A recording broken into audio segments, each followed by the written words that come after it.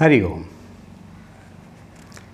शिव पंचाक्षर स्तोत्र की तृतीय श्लोक में भगवान आदि शंकराचार्य जो उनकी भावना प्रकट करते हैं उसको हम देखेंगे।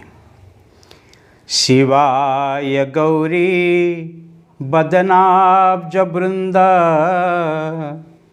सूर्याय दक्षाध्वरनाशनकाय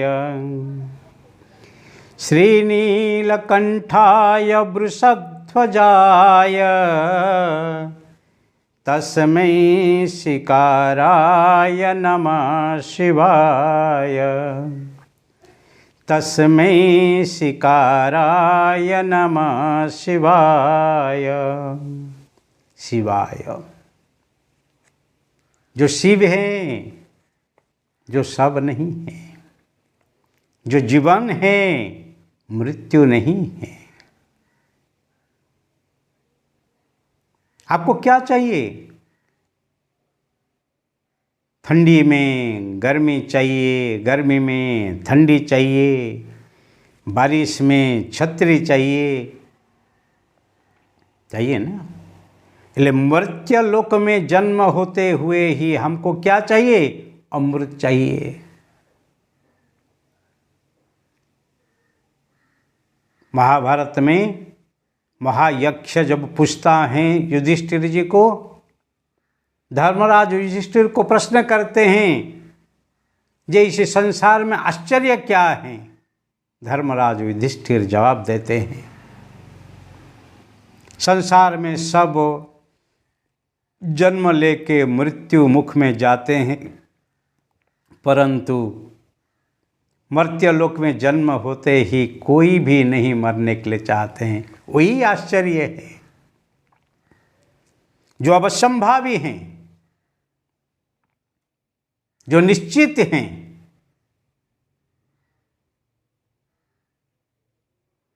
जातस्य ही ध्रुव मृत्यु हो, जो जन्म लेते हैं अवश्य उनका ही मृत्यु आने वाली है, उसको कोई नहीं टाल सकता है। फिर भी कोई मरने के लिए नहीं चाहते हैं, वही आश्चर्य है। इसीलिए सबमय शरीर को धारण करते ही जो ही शिव को ही उपासना करते हैं, स्मरण करते हैं। शिवाय गौरी बदनाब्ज वृंद।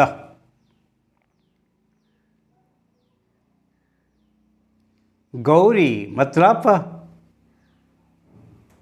पर्वतराज हिमालय की कन्या जो ही पार्वती, उनकी ही मुख कमल को ही जो ही प्रसन्न देते हैं।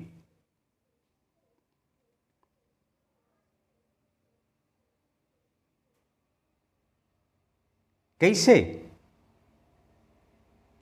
सूर्य जब उदय होते हैं तब ही कमल खिलता है, और सूरज जब आथमी जाते हैं तब ही कमल बंद हो जाते हैं, मुदित हो जाता है। इसीलिए जो ही सूर्य रूप मस्ती में रहते हैं, जो परमात्मा, जो तेज स्वरूप परमात्मा सदाशिव, और गौरी के मुख कमल को जो ही प्रसन्न देते हैं, खिलाते हैं, ऐसे परमात्मा भगवान को ही मैं ही स्मरण करता हूँ। एक साथ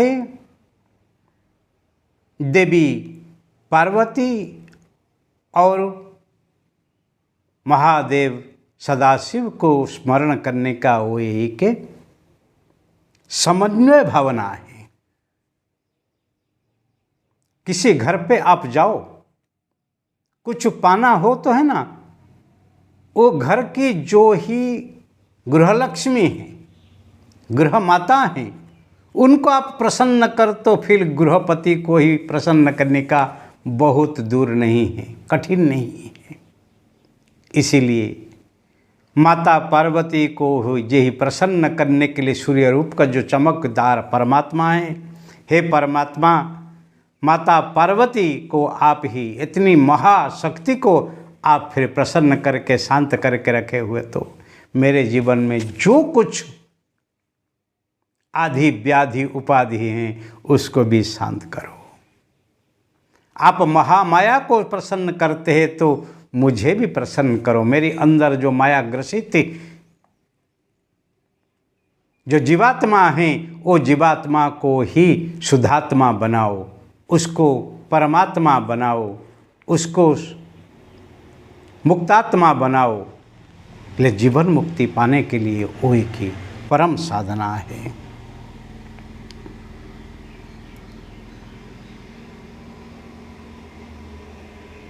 दक्षधुरनाशकाय,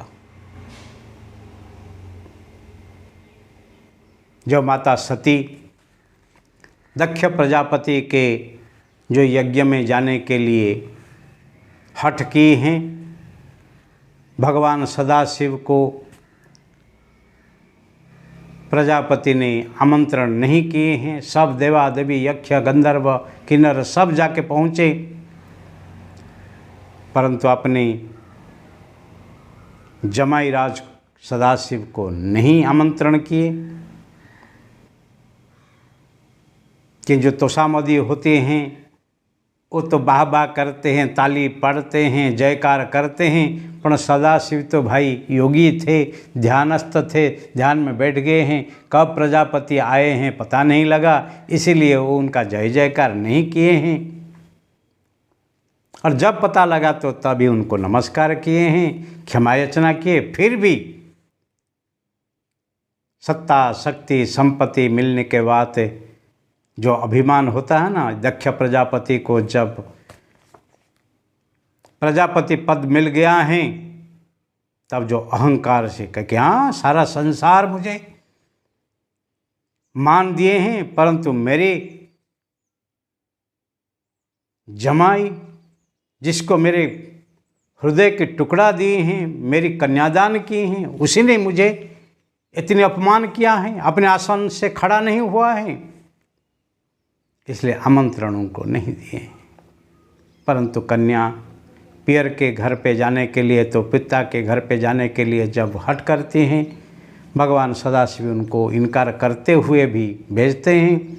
और वहाँ पर जब सदाशिव का अपमान होता है तभी स्वयं सती दक्ष के जो यज्ञ में अपने को आहुति रूप में डाल देती हैं। और जब सती का देहांत होता है तब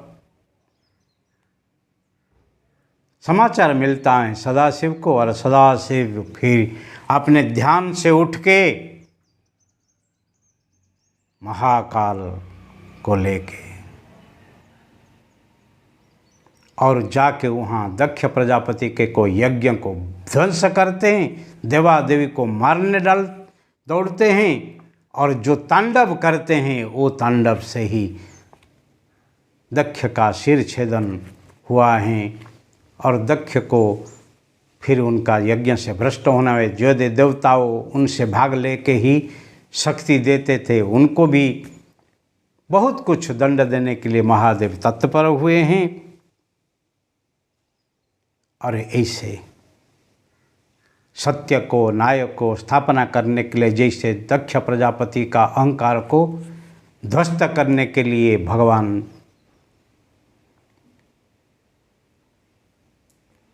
नटराज उनके जो तांडव नृत्य शुरू कर दिए हैं, संहार लीला शुरू कर दिए हैं, ऐसे हमारा जीवन में कभी भी कोई अहंकार आ जाए उसको ध्वंस करके हमको भी अखंड आनंद को दे, ऐसे भावना जिसके पास हो।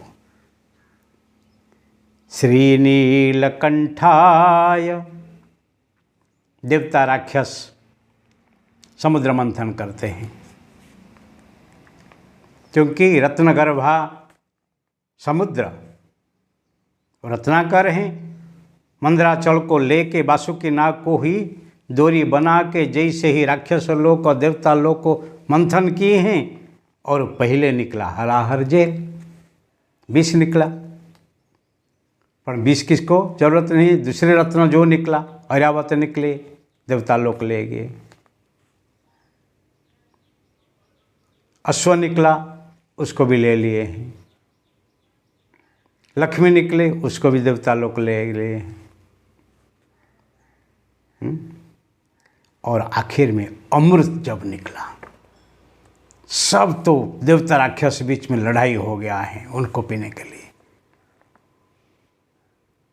बस वो भी ठीक है, जो निकला है, कुछ देवता लिए हैं, कुछ राक्षस लिए हैं, परंतु आखिर जो जहर पहले से निकला होकर रखा हुआ है, उसको ना देवता लिए हैं ना राक्षस लिए हैं, पर किसको लेना है?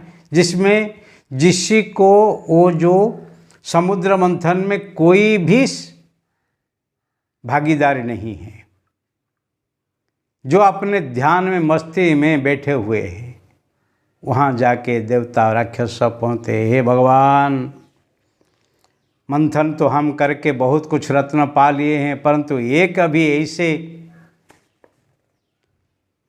रत्न रखा हुआ है, उसको लेने के लिए कोई तैयार नहीं है, और आपको हम इसको समर्पण करते हैं, आप ले लो। तो क्या है ना, जगत कल्याण के लिए हलाहल जो जहर हैं, विष हैं, उसको लेने के लिए कोई तैयार नहीं है। जगत कल्याण के लिए आप इसको स्वीकार करो। पर भगवान कहते दे दो, मेरे लिए तो कुछ जरूरत है, पर जगत कल्याण के लिए संत सुखाय जगत हिताय, और जगत हित के लिए मैं यहाँ पर ध्यान में बैठा हूँ, दे दो। और वो हलाहल जहर को वो पी लिए हैं, पी तो लिए हैं, पर अंदर जो सतत उनका राम रमैया रमते हैं, उनका जीवन राम जो ही खेलते हैं, उसका खेल भी बंद हो नहीं जाए, इसलिए वो कंठ में इसको पकड़ के रख लिए। और जब जहर को कंठ में रख दिए हैं, और जहर जहर का काम करेगा, अमृत अमृत का काम करेगा, इसीलिए और उनका जो कंठ ही रुद्ध हो गया और नील रूप धारण किया। इसीलिए जो दूषण दूसरे के लिए, जो उनके लिए जो जहर है, वो अमृत बन गया, और वो दूषण की ही भूषण हो गया, और नीलकंठ उसी दिन से उसका नाम पड़ा। इसीलिए भगवान नीलकंठाय, जो ही विष को ही अमृत बना के बैठे हैं, ऐसे मेरे जीवन में जो विषया रूपक विष मुझे अभी सता रहे हैं, मार रहा हैं, इसलिए भगवान मुझे भी ऐसे अमृत प्रदान करो। वृषभ ध्वजाय, जो वृषभ है